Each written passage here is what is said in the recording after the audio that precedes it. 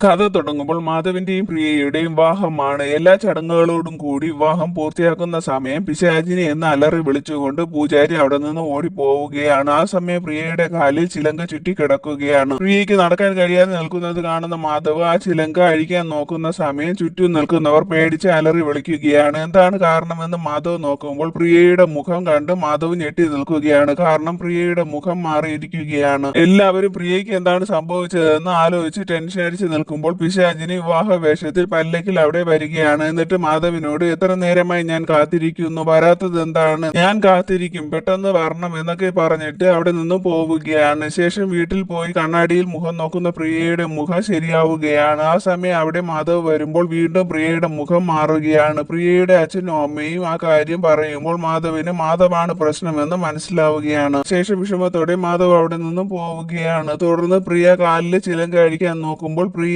ആ ചിലങ്ക ഒരു സ്ഥലത്ത് കൊണ്ടുപോവുകയാണ്. അതൊരു പഴയ പാലസ് ആയിരുന്നു. അവിടെ കുറെ പേർ നിൽക്കുന്നുണ്ടായിരുന്നു. അതിലൊരു പെൺകുട്ടി വിവാഹ വേഷത്തിൽ നിന്ന് അലറി വിളിച്ച് കരയുകയാണ്. അത് കാണുന്ന പ്രിയ അവരോട് കാര്യം എന്താണെന്ന് ചോദിക്കുമ്പോൾ അവിടെ നിൽക്കുന്ന വൃദ്ധനായ ഒരാൾ പ്രിയയോട് 200 വർഷം മുമ്പ് ഈ പാലസിൽ ഒരു നർത്തകി ഉണ്ടായിരുന്നു എന്നും ആ നർത്തകിയും പാലസിലെ രാജാവായ വീരഭദ്രനും ഇഷ്ടത്തിലായിരുന്നു എന്നും നർത്തകിയുടെ വയറ്റിൽ തന്റെ കുഞ്ഞുണ്ടെന്നറിഞ്ഞ രാജാവ് നർത്തകിയെ ചതിക്കുകയും നർത്തകിയെ ജീവനോടെ സമാധിയാക്കുകയും ചെയ്തു എന്നും രാജാവിനോടുള്ള പ്രതികാരം ചെയ്യാൻ വേണ്ടി നർത്തകി പിശാചിനിയായി തിരിച്ചു വന്നു എന്നും അതിനുശേഷം പിശാചിനിക്ക് ഇഷ്ടപ്പെടുന്ന നവവരന്മാരെ പിശാചിനി കൊണ്ടുപോകുമെന്നും പറയുകയാണ്. ആ സമയം അവിടെ മാധവ് വരികയും പ്രിയയുടെ മുഖം മാറുകയും ചെയ്യുന്നു. അത് കാണുന്ന ആ വൃദ്ധൻ മാധവിനോട് പിശാചിനി ആഗ്രഹിക്കുന്നത് സാധിച്ചില്ലെങ്കിൽ ഈ കുട്ടിയുടെ മുഖം ഇങ്ങനെ തന്നെ ആയിരിക്കുമെന്നും പിശാചിനിയെ പിണക്കുന്നത് ശരിയല്ല എന്നും പറയുകയാണ്. ആ കാര്യം കേൾക്കുന്ന മാധവ് പിശാചിനിയുടെ അടുത്തേക്ക് പോവുകയാണ്. മാധവ് പോകുന്നത് കാണുന്ന പ്രിയ മാധവിനെ പിശാചിനിക്ക് കൊടുക്കാൻ കഴിയാത്തത് കൊണ്ട് പ്രിയ മാധവിന്റെ പുറകെ പോവുകയാണ്. അപ്പോൾ പ്രിയ 200 വർഷം മുമ്പ് ജീവിച്ചിരുന്ന വീരഭദ്രൻ മാധവായിരുന്നു എന്ന് അറിയുകയാണ്. പിശാചിനിയായ അമൃതാവലി അന്നത്തെ നർത്തകിയായിരുന്നു. പ്രിയയെ കാണുന്ന മാധവ് പ്രിയയോട് കഴിഞ്ഞ ജന്മത്തിൽ ഞാൻ ചെയ്ത പാപം ഈ ജന്മത്തിൽ എനിക്ക് ചെയ്തു തീർക്കണം, അതുകൊണ്ട് അമൃതാവലിയെ മാധവ് വിവാഹം കഴിക്കാൻ പോകുന്നു എന്ന് പറയുകയാണ്. അത് കേൾക്കുന്ന അമൃതാവലി പ്രിയയെ നോക്കിയിട്ട് 200 വർഷം മുമ്പ് അമൃതാവലിയെ വീരഭദ്രൻ സ്വീകരിക്കുമെന്ന് അറിയുന്ന വീരഭദ്രന്റെ മുറപ്പെണ്ണായ ഗൗരി മരിക്കുമെന്ന് പറഞ്ഞ് ഭീഷണിപ്പെടുത്തിയാണ് വീരഭദ്രനെ കൊണ്ട് അമൃതാവലിയെ സമാധിയാക്കി കൊന്നതെന്നും ആ ഗൗരിയാണ് പ്രിയയെന്നും പറയുകയാണ്. എന്നിട്ട് അതിനുള്ള ശിക്ഷയായി പ്രിയയെ പിശാചുക്കളുടെയും ഭൂതങ്ങളുടെയും പ്രേതങ്ങളുടെയും ഭാര്യയാക്കുമെന്ന് പറഞ്ഞ് പ്രിയയെ അവിടെ നിന്ന് കൊണ്ടുപോകാൻ ശ്രമിക്കുമ്പോൾ മാധവ് അത് തടയുകയാണ്. അത് കാണുന്ന അമൃതാവലി വയലന്റ് ആവുന്നത് കാണുന്ന മാധവ് പ്രിയയെ കൊണ്ടുപോകാൻ പറയുകയാണ്. മാധവിന് ഹെൽപ്പ് ചെയ്യാൻ കഴിയില്ല എന്ന് മനസ്സിലാക്കുന്ന പ്രിയ ആത്മാക്കളുടെ അടുത്തേക്ക് പോകുന്നത് കണ്ട് വിഷമം വരുന്ന മാധവ് അവിടെ ഇരിക്കുന്ന കത്തിയെടുത്ത് കുത്തി ആത്മഹത്യ ചെയ്യുകയും ആത്മാവായി പോയി പ്രിയയെ തടയുകയും ചെയ്യുകയാണ്. ഇതെല്ലാം കാണുന്ന അമൃതാവലി ദേഷ്യത്തോടെ അവരുടെ അടുത്തേക്ക് പോകുമ്പോൾ ഭസ്മമായി മാറുകയാണ്. അപ്പോൾ പ്രിയ മാധവ് മരിച്ചു കിടക്കുന്നത് കാണുകയാണ്. മാധവിന്റെ ആത്മാവാണ് തന്റെ അടുത്തുള്ളതെന്ന് മനസ്സിലാക്കുന്ന പ്രിയ വിഷമം കൊണ്ട് കരയുകയാണ്. ഇതോടെ ഈ കഥ അവസാനിക്കുന്നു. അടുത്ത പുതിയ കഥയുമായി ഉടൻ വരാമേ. ബൈ.